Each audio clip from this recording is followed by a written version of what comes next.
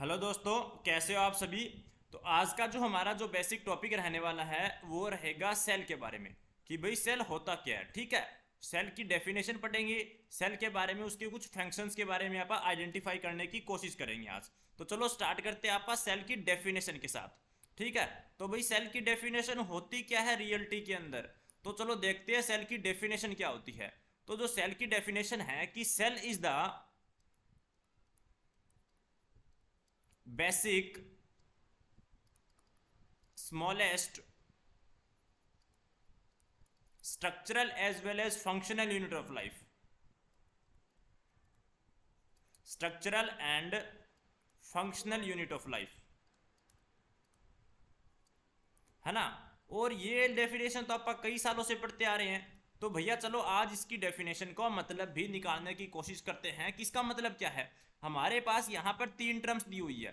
कौन कौन सी टर्म दी हुई है भैया? सबसे पहले हमारे यहाँ पर दिया हुआ है स्मॉलेस्ट, फिर दिया हुआ है स्ट्रक्चरल और फिर दिया हुआ है फंक्शनल। तो चलो आप इन तीन टर्म्स को एलोबरेट करने की कोशिश करते हैं कि भैया सेल क्या है, ये स्मॉलेस्ट कैसे हुआ, स्ट्रक्चरल कैसे हुआ और फंक्शनल कैसे हुआ, है ना। तो क्या है कि हमारी बॉडी में क्या होते हैं कि हमारी बॉडी किससे मिलकर बनी हुई है। हमारी जो बॉडी है वो मिलकर बनी हुई है बहुत सारे ऑर्गन सिस्टम से, है ना। और ऑर्गन सिस्टम किससे मिलकर बने होते हैं? ऑर्गन सिस्टम मिलकर बने होते हैं ऑर्गन से। तो उसी तरीके से आप क्या काम करते हैं, हमारी बॉडी को सेल के बेसिस पर आप स्टार्टिंग करना कर देते हैं कि हमारी बॉडी में सबसे पहले क्या हुए सेल। ठीक है, और इन सेल का अगर हमारे पास ग्रुप बन गया, क्या बन गया? Group of cell. और ग्रुप ऑफ सेल भी कौन सा? Mostly similar kind of cell. अगर सिमिलर काइंड ऑफ सेल है और उनका एक ग्रुप बन गया तो उसको क्या बोल दिया भैया? तो उसको बोल दिया जाता है टिश्यू, है ना। और ये जब टिश्यू है और इस टिश्यू का अगर एक ग्रुप बन जाता है तो भैया क्या ग्रुप ऑफ टिश्यू हो गया। अब ग्रुप ऑफ टिश्यू से क्या बन जाता है? तो ग्रुप ऑफ टिश्यू से हमारे पास क्या बन जाता है? ऑर्गन बन जाता है ना। और ऑर्गन के ग्रुप से क्या बन जाता है भैया? ऑर्गन के ग्रुप से बन जाता है हमारे पास क्या? ऑर्गन सिस्टम, है ना। ऑर्गन सिस्टम भी बनता है हमारे पास। और ऑर्गन सिस्टम से हमारे पास क्या बन जाता है भैया? हमारे पास ऑर्गन सिस्टम से बन जाता है हमारे पास बॉडी, या फिर आप इसको बोल देते हैं ऑर्गेनिज्म, है ना। अब ये बातें अब तक तो सिंपल लग रही है, ठीक है, इसमें तो कोई दोहराई है ही नहीं। तो चलो आप इसके बारे में थोड़ा और पढ़ने की कोशिश करते हैं। जैसे ग्रुप ऑफ सेल है, ग्रुप ऑफ सेल को आपने बोल दिया टिश्यू बोल दिया। जैसे मैं प्लांट के बारे में डिस्कस करता हूं तो प्लांट के अंदर क्या होता है? एक वेस्कुलर टिश्यू होता है। कौन सा टिश्यू होता है भाई? वेस्कुलर टिश्यू हुआ। और वो वेस्कुलर टिश्यू क्या करता है भैया? वो उसमें दो पार्ट आ जाते हैं, जाइलम और फ्लोएम। जो क्या काम करता है? जाइलम वाटर का ट्रांसपोर्ट करता है और फ्लोएम क्या करता है भाई? फूड का ट्रांसपोर्ट करता है। ये तो प्लांट के केस में आ गया। अगर मैं ह्यूमन के केस में ले लेता हूं तो भैया मैं ले लेता हूं ब्लड, जो क्या है? एक कनेक्टिव टिश्यू है ना। एक क्या है? ब्लड एक कनेक्टिव टिश्यू है जो क्या काम करता है भैया? हमारी बॉडी को कनेक्ट करता है। जैसे मैं बोल देता हूं भैया बोन टू बोन का भी कनेक्शन होता है, उसको आप अलग नाम बोल देते हैं, तो वो आप आगे पढ़ेंगे। अब आ जाता है ऑर्गन। अब ऑर्गन को क्या बोलते हैं भैया? ऑर्गन को बोल देते हैं आप शरीर के अंग, जो आप एलकेजी क्लास से पढ़ते आ रहे हैं। जैसे क्या? हाथ, कान, नाक, मुंह वगैरह। और आप अगर थोड़ी बड़ी क्लासेस में चले जाएं, जैसे अभी आप हो, आप क्या बोल देते हैं भैया? आप बोल देते हैं हार्ट हो गया, किडनी हो गया, और क्या हो गया भैया हमारे पास? लीवर हो गया। ये क्या हो गया? हमारे पास शरीर के ऑर्गन हो गए। और ऑर्गन के ऑर्गन सिस्टम बन जाता है। जैसे किड हार्ट है तो हेड से क्या बन जाता है भैया? हेड से अपना सर्कुलेटरी सिस्टम बन जाता है ना। किडनी से क्या बन जाता है भैया? एक्सक्रीटरी सिस्टम बन जाता है। तो उसी तरीके से इन ऑर्गन से एक ऑर्गन सिस्टम बन जाता है। और ये ऑर्गन सिस्टम आपस में मिलकर क्या बना देते हैं? हमारी बॉडी की फॉर्मेशन कर देते हैं। तो ये बात तो हमें पता लगी कि ये हमारी बॉडी है और इस हमारी बॉडी का सबसे स्मॉलेस्ट हिस्सा, हमारी बॉडी का ये देखो, ये क्या है? ये देखो, ये सबसे स्मॉलेस्ट हिस्सा, ये क्या हुआ? स्मॉलेस्ट वाला हमारी बॉडी का हो गया सेल। चलो भाई, अपने को स्मॉलेस्ट वाली टर्म तो हो गई क्लियर। अब बात आ जाती है स्ट्रक्चरल और फंक्शन की। तो भैया ये जो अपना हाथ है, देखो ऑर्गन में और क्या आ जाता है अपने पास? हैंड आ जाता है। हैंड अपने को क्या कर रहा है भैया? एक स्ट्रक्चर प्रोवाइड कर रहा है, एक ढांचा ही तो बना रहा है ना। और क्या हो गया? पैर आ गए, आंख हो गई, कान हो गया, नाक हो गया, ये अपने को एक स्ट्रक्चर ही तो प्रोवाइड कर रहा है। तो उसके हिसाब से ये हो गया अपने पास एक स्ट्रक्चर प्रोवाइड करता है। और उन्हीं हाथ कान नाक मुंह से आप क्या करते हो, फंक्शन परफॉर्म करते हो, तो ये आ जाता है अपने फंक्शनल। तो चलो अब इसके बाद अपन मूव करते हैं इसकी डिस्कवरी के ऊपर, है ना। तो इस सेल को डिस्कवर किसने किया, तो भैया इसमें कई अलग अलग थ्योरी आ जाती है। अगर बात करें सबसे पहले सेल की, तो सबसे पहले जो सेल डिस्कवर किया गया था वो नॉन लिविंग चीज में किया गया था, और किया किसने था भैया, कोई बता सकता है मुझे? रॉबर्ट हुक ने डिस्कवर किया था स्टार्टिंग के अंदर, है ना। अगर बात कर लेते हैं स्टार्टिंग के अंदर लिविंग सेल को किसने डिस्कवर किया था, तो लिविंग सेल को डिस्कवर किया था भैया एंटोन वॉन लियोनहुक ने, है ना। और अगर बात कर देते हैं न्यूक्लियस सेल के अंदर पाया जाने वाला उसका कंट्रोल सेंटर, तो उसको किसने डिस्कवर किया था भैया, तो उसको डिस्कवर किया था रॉबर्ट ब्राउन ने। तो चलो अभी आप ज्यादा टाइम वेस्ट नहीं करते, अभी आप डिस्कस करेंगे कंपोनेंट ऑफ सेल।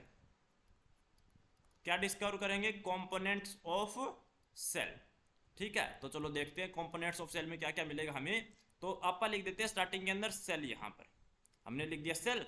तो सेल में क्या होता है, सेल का एक तो होता है लिविंग पार्ट।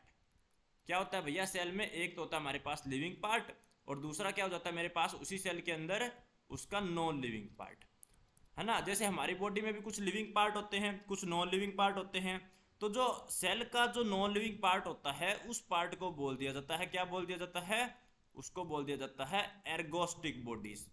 और उसका एग्जाम्पल क्या आ जाता है भैया, जैसे कि सेल वॉल। सेल वॉल किसके अंदर पाई जाती है, सेल वॉल इन प्लांट्स, यानी कि प्लांट्स के अंदर पाए जाने वाली सेल वॉल क्या होती है, उस नॉन लिविंग पार्ट होती है सेल का। सेल का नॉन लिविंग ही पार्ट है भैया, और नॉन लिविंग पार्ट को क्या बोल दिया जाता है, एर्गोस्टिक बॉडीज। अब बात आ जाती है लिविंग पार्ट की। तो लिविंग पार्ट क्या होता है, प्लांट के केस में देखो, प्लांट के केस में अलग नाम दिया जाता है, और एनिमल के केस में क्या दिया जाता है, अलग नाम दिया जाता है। प्लांट के केस में सेल के लिविंग पार्ट को बोल दिया जाता है प्रोटोप्लास्ट, है ना। और एनिमल के केस में बोल दिया जाता है प्रोटोप्लाज्म, है ना। ये प्लास्ट नाम है ना, आप इसको क्लोरोप्लास्ट वाले से रिजेंबल कर लेना कि भैया प्लास्ट और क्लोरोप्लास्ट किसमें पाया जाता है, प्लांट में, और ये प्रोटोप्लाज्म हो गया। अब ये जो लिविंग पार्ट है, इसी लिविंग पार्ट को आगे और फर्दर डिवाइड कर दिया जाता है, चाहे वो प्रोटोप्लास्ट हो चाहे वो प्रोटोप्लाज्म हो। किसमें डिवाइड कर दिया जाता है भैया, एक तो कर दिया जाता है साइटोप्लाज्म में, और दूसरा कर दिया जाता है न्यूक्लियस में, है ना। और ये आगे जाके साइटोप्लाज्म है, ये आगे जाकर और दो पार्ट में डिवाइड हो जाता है। कौन कौन से में, एक तो हो जाता है साइटोसोल में, और एक हो जाता है ऑर्गनलीज में, है ना। यही कुछ सीन है, इसके बारे में मैं आपको थोड़ा सा एलोबरेट करके बताऊंगा, आप थोड़ा सा पेशेंस रखिए। और ऑर्गनलीज है उसको भी आगे जाके और डिवाइड कर दिया जाता है, वो मैं अभी आपको थोड़ी देर में बताऊंगा। तो इसके अंदर है क्या, देखो सेल का अगर लिविंग पार्ट है, पूरा का पूरा लिविंग पार्ट है, उसको अपन ने बोल दिया प्रोटोप्लाज्म या फिर प्रोटोप्लास्ट। अब उस सेल के अंदर क्या है, एक उसको कंट्रोल करने के लिए चाहिए, कोई ना कोई तो सेल को कंट्रोल करेगा ना। तो जो सेल को कंट्रोल करेगा उस कंट्रोल सेंटर को क्या नाम बोल दिया जाता है, उसको नाम बोल दिया जाता है न्यूक्लियस। और उसके अलावा जितना भी पार्ट बच गया वो क्या होता है, साइटोप्लाज्म होता है।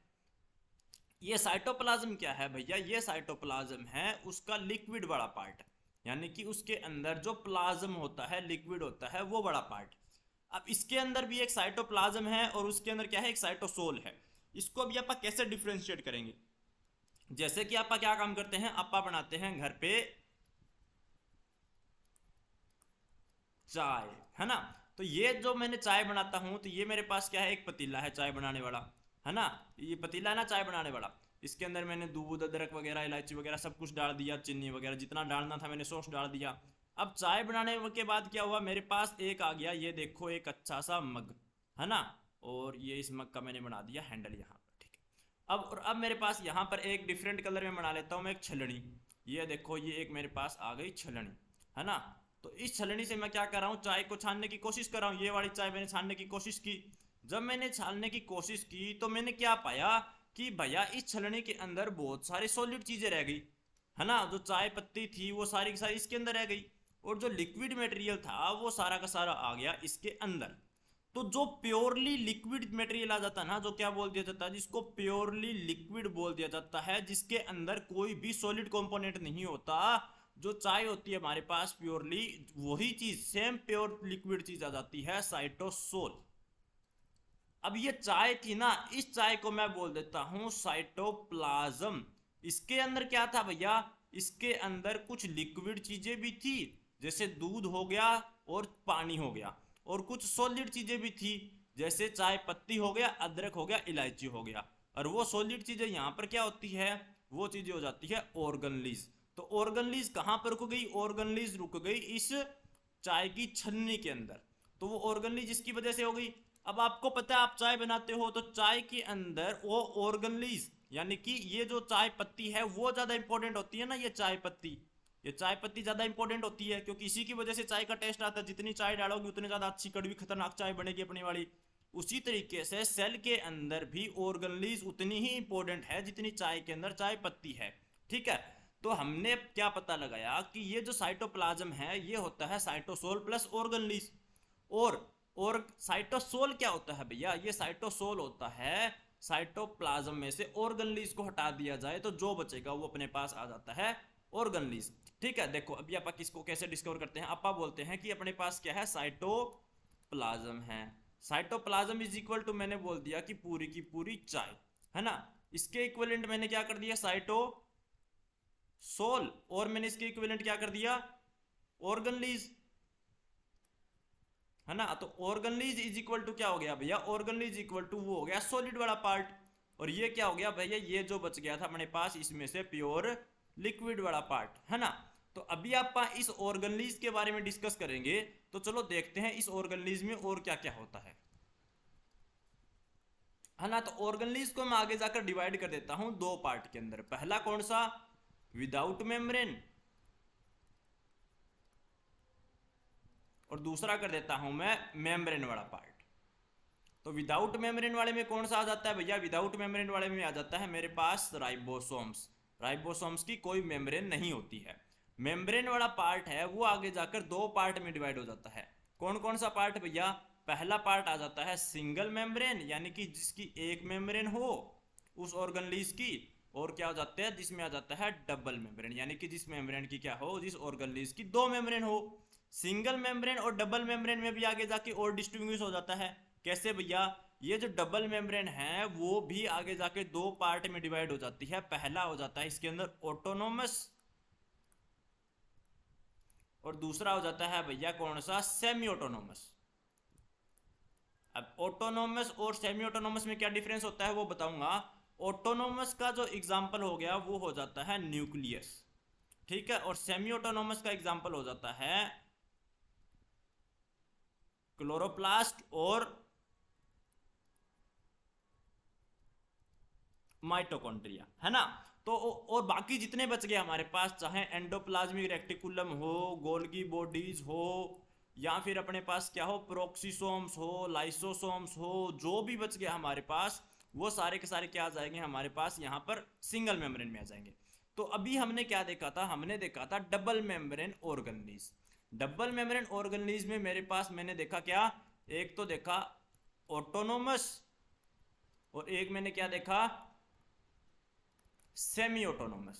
अब ऑटोनोमस और सेमी ऑटोनोमस में क्या डिफरेंस हुआ भाई, ऑटोनोमस का मतलब वो हुआ जिसके पास उसका मोस्ट ऑफ कंट्रोल हो। मोस्ट ऑफ द कंट्रोल किसका, most of the control of cell, और सेल का कंट्रोल मोस्ट ऑफ द किसके पास होता है, इस न्यूक्लियस के पास। और इसका फीचर क्या होता है भैया, इसके पास एक तो इसका कंट्रोल हुआ, दूसरा उसके पास डीएनए की अमाउंट क्या होती है, ज्यादा होती है। तीसरा क्या हुआ भैया, इसके पास राइबोसोम्स भी पाया जाता है। राइबोसोम कौन सा पाया जाता है भैया, इसके पास राइबोसोम पाया जाता है 70Sb plus 80Sb। Double membrane है ये पहले से, न्यूक्लियस भी पाया जाता है इसका, न्यूक्लियस हो गया, डीएनए भी पाया जाता है, राइबोसोम्स भी पाया जाता है ना। सेमी ऑटोनोमस में क्या हो गया, सेमी ऑटोनोमस में आ गया मेरे पास माइटोकॉन्ड्रिया, और क्या आ गया मेरे पास, क्लोरोप्लास्ट, है ना। और माइटोकॉन्ड्रिया किस में पाया जाता है भैया, mitochondria power house of the cell होता है एटीपी प्रोडक्शन में, और क्लोरोप्लास्ट क्या करता है भैया, क्लोरोप्लास्ट करता है फोटोसिंथेसिस, है ना। ये प्लांट के अंदर क्या करता है, फोटोसिंथेसिस करवाता है।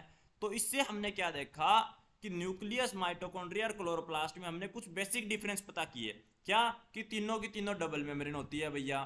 तीनों के पास क्या पाया जाता है? डीएनए पाया जाता है। इसके पास डीएनए पाया जाता है, लेकिन डीएनए कंपैरेटिवली लो पाया जाता है और इस न्यूक्लियस के अलावा, न्यूक्लियस के कंपैरेटिव में। और भैया इसके पास भी राइबोसोम 70s और इसके पास भी क्या पाया जाता है भैया? राइबोसोम 70s और 80s दोनों पाए जाते हैं, है ना। तो अब तक हमने क्या देखा? हमने बहुत सारे डिफरेंस देखे। तो हम इसी को और कंप्लीट कर लेते हैं अपने वाले को। ये देखो, ये ऑर्गेनलीज थी। ऑर्गेनलीज को मैंने किस में कन्वर्ट कर दिया भैया? ऑटोनोमस। और किस में डाल दिया भैया? सेमी ऑटोनोमस में। और ऑटोनोमस में क्या आ जाता है भैया? नहीं, ऑर्गेनलीज ये अपने दूसरे को करना पड़ेगा। कौन से वाला? हमें यहाँ पर सिंगल मेम्ब्रेन और डबल मेम्ब्रेन में, या फिर विदाउट मेम्ब्रेन और मेम्ब्रेन वाले में। और मेम्ब्रेन वाला आगे जाके आ जाएगा अपने पास सिंगल मेम्ब्रेन और किसके अंदर? Double membrane. डबल मेम्ब्रेन में ऑटोनोमस और सेमी ऑटोनोमस। और ऑटोनोमस में क्या आ जाएगा अपने पास? न्यूक्लियस। और सेमी ऑटोनोमस में माइटोकॉन्ड्रिया और क्लोरोप्लास्ट। तो इसके हिसाब से आप क्या काम कर सकते हैं? एक फ्लो चार्ट बना सकते हैं और आप क्या कर सकते हैं? पूरे सेल के सारे कंपोनेंट्स को इजीली पढ़ सकते हैं। सिंगल में आ जाएगा अपने पास कौन सा? एंडोप्लाज्मिक रेक्टिकुलम, गोल्गी बॉडीज, प्रोक्सीसोम वगैरह। और विदाउट मेम्ब्रेन में आ जाएगा अपने पास क्या? राइबोसोम्स, है ना। आई होप आपको ये समझ आया होगा।